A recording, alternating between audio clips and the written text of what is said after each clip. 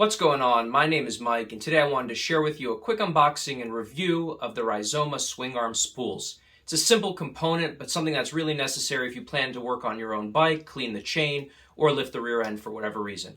Let's get right into it. And here is the packaging the Swingarm spools come in. Again, as you'd expect with Rizoma, very nice packaging, very nice branding, and the two seals here to know it's an authentic product. Let's cut these out.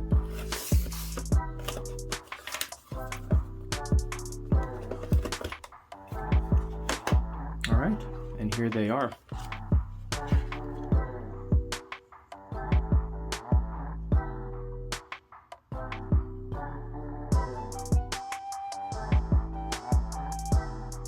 Really lovely machining and anodizing here. These spools are actually made from two components, billet aluminum, which you see here, and it also comes with a Delrin protective ring, which is this outer ring here. Delrin is actually a name brand DuPont product, and it's a type of plastic. And this is made to protect your swing arm, so if, for instance, your stand slips, you don't gash your swing arm. So that's one. And the second one is identical to that. Again, very consistent quality, very beautiful machining, very beautiful anodizing, and they even have the logo on the inside here.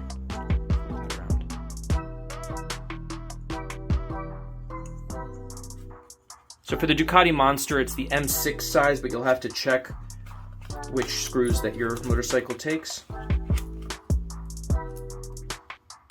And they are here. Once you remove all of the protective padding, you'll see an instruction manual inside. The installation is quite simple. You just screw it into your swing arm, but they show you how to do this. They talk about the spacers here in case the screw length isn't correct. And they also recommend using medium thread locker, so Loctite blue, for the installation.